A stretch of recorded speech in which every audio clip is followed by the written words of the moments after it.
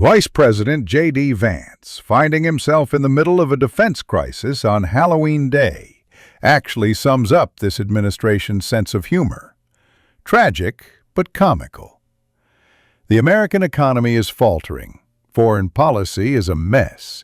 But the White House's second-in-command is still trying to defend his own marriage. Yes, it's 2025. Donald Trump is in his second term, and the names posing as guardians of morality around him are, as always, preoccupied with their own hypocrisy. If you want to continue analyzing this absurdity with us, don't forget to like and subscribe, because while democracy is eroding in this country, at least speaking the truth is still free. To their own arrangement here. The way that we've come to our arrangement is she's my best friend. We talk to each other about this stuff. So we decided to raise our kids Christian. Our two oldest kids who go to school, they go to a Christian school. Our 8-year-old did his first communion about a year ago. That's the way that we have come to our arrangement. But I think everybody has to have this own conversation when you're in a marriage. I mean, it's true for friends of mine who are in Protestant and Catholic marriages, friends of mine who are in, atheist and Christian marriages. You just got to talk to the only advice I can give is you just got to talk to the person that God has put you with, and you've got to make those decisions as a family unit. For us, it works out. Now, most Sundays, Usha will come with me to church. As I've told her, and I've said publicly, and I'll say now in front of 10,000 of my closest friends, do I hope eventually that she is somehow moved by the same thing that I was moved in by church? Yeah, I honestly do wish that, because I believe in the Christian gospel, and I hope eventually my wife comes to see it the same way. But if she doesn't, then God says everybody has free will, and so that doesn't cause a problem for me. That's something you work out with your friends, with your family, with the person that you love. Again, one of the most important Christian principles is that you respect free will. Usha's closer to the priests who baptized me than maybe I am. They talk about this stuff. My attitude is you figure this stuff out as a family, and you trust in God to have a plan, and you try to follow it as best as you can. JD Vance takes the stage at far-right organizations like Turning Point USA to give speeches about family values. But what he's doing in this speech is not celebrating interfaith marriages, but controlling them.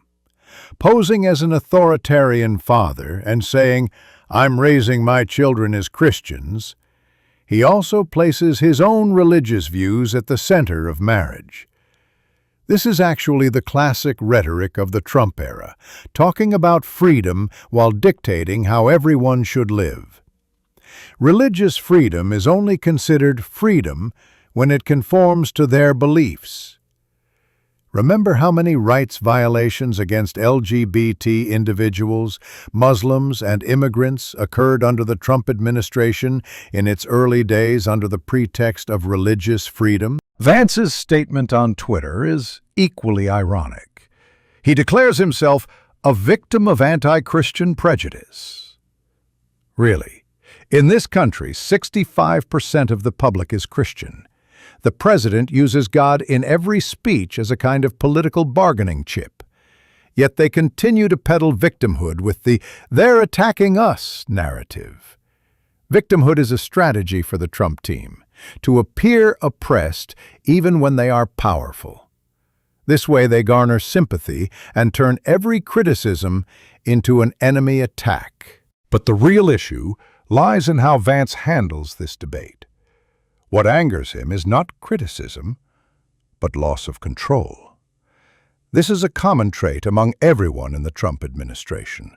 When criticized, they either threaten or play the victim, just like Trump did in the past when he said, "The deep state is against me."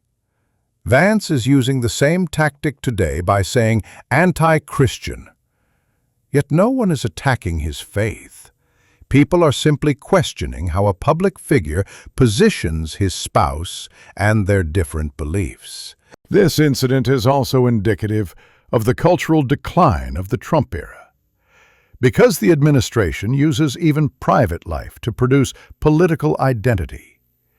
Vance's statement on stage that "I am raising my children as Christians" is actually a way of saying, "Look, I belong to Trump's world, It is not a religious preference, but a political signal flare.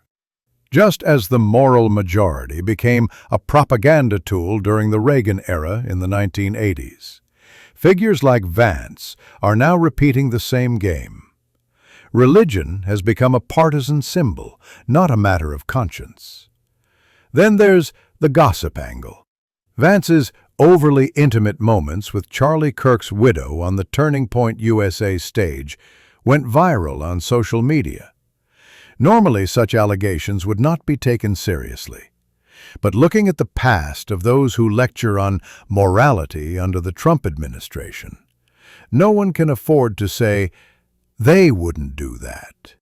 Remember the Stormy Daniels scandal, Falwell Jr.'s hotel fantasies. This crew talking about family values is as absurd as a fox inviting chickens to a moral gathering. Vance's real problem isn't living his faith. It's turning it into a status symbol. Faith is something that should remain in the individual's conscience, but figures like Vance and Trump turn it into an identity card, polarizing society with the question, are you one of us or not? The basis of this culture war we saw during Trump's second term lies precisely here: identity politics. Religion, ethnicity, citizenship, they are all tests. Who is the right American and who is the wrong American? The decision is now made not by laws, but by the party's faith police. Perhaps the most ironic aspect of this story is this. While Vance describes his wife as the person God gave me, he forgets the principles of justice, mercy, and freedom of that same God. He tramples on human values while defending his religion. Just like the day Trump held the Bible for a photo op but didn't understand a single verse, this administration understands symbols, but not their meaning. That's where America's problem lies. Plenty of show, no sincerity. As we close this program, let us remember, this country should be defined by its principles, not its religion or ideology.